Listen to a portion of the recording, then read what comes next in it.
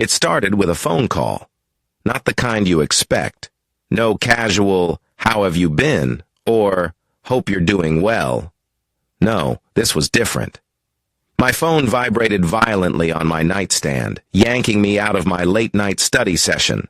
I ignored it at first. Lately, I had become an expert at that. But when the screen lit up for the 7th time in less than 10 minutes, I knew something was wrong. Dad.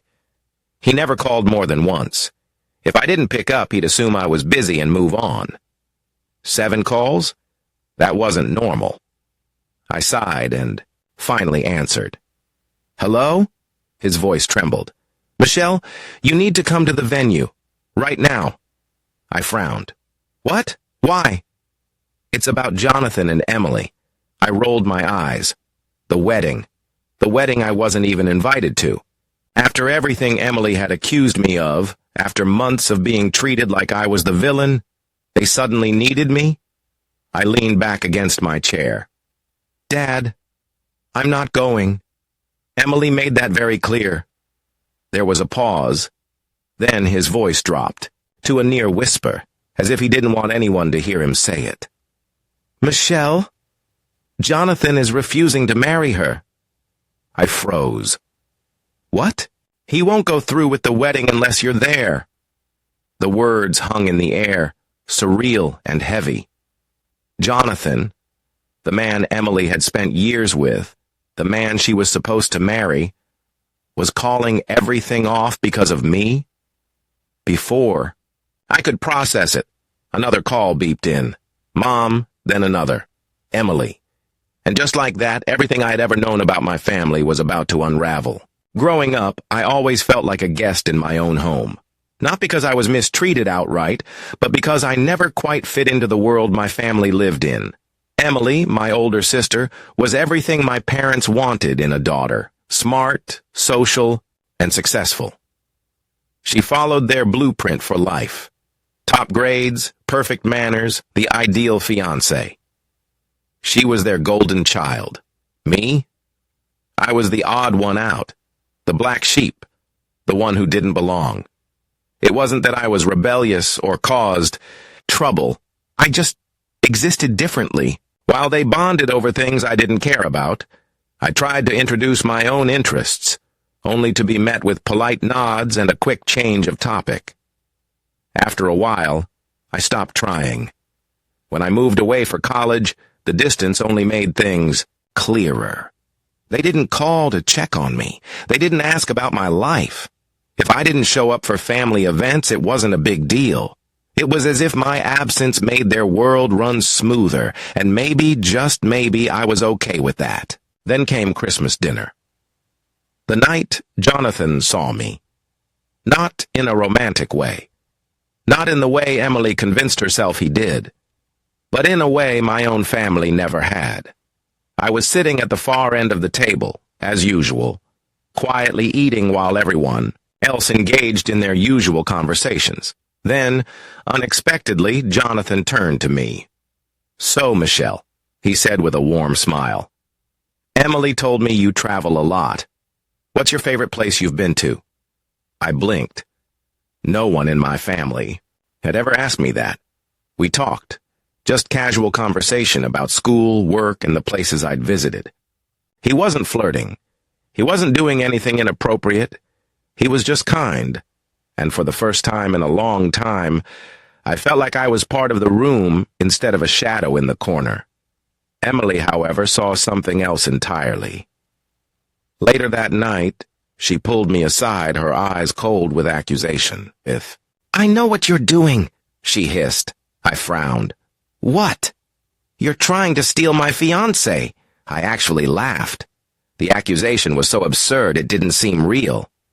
"Emily, what the hell are you talking about?" Jonathan was acting weird around you. "You were being too friendly. You've always been jealous of me, haven't you?" Her words stung more than I cared to admit. I had never envied her. I had accepted long ago that we were different, that I wasn't part of her world.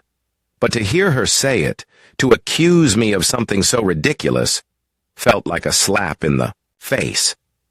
I told her she was being paranoid and walked away. I assumed it was just an insecure moment for her. I thought it would pass. But I was wrong. Over the next few months, Emily became colder toward me.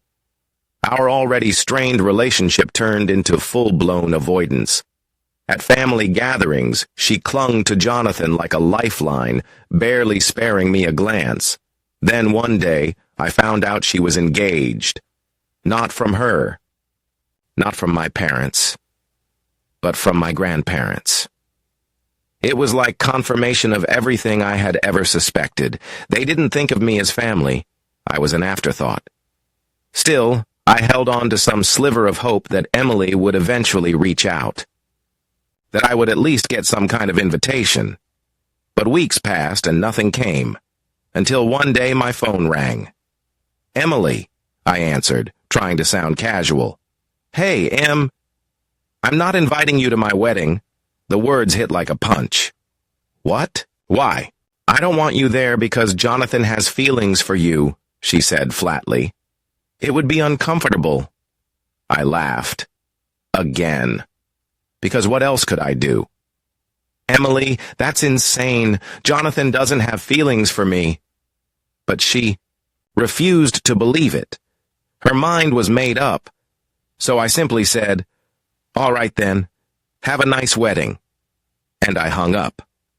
If they didn't want me there, I wasn't going to beg for a spot in their lives. And then came the rehearsal dinner, the night Jonathan finally saw my family for who they really were. When Emily told him I wasn't invited, he didn't react the way she expected. He didn't shrug it off. He didn't go along with it. Instead, he stood up in front of both families and said, "I can't marry someone who would treat their own sister this way." The room went silent. And just like that, the wedding was off. That's when my phone started blowing up.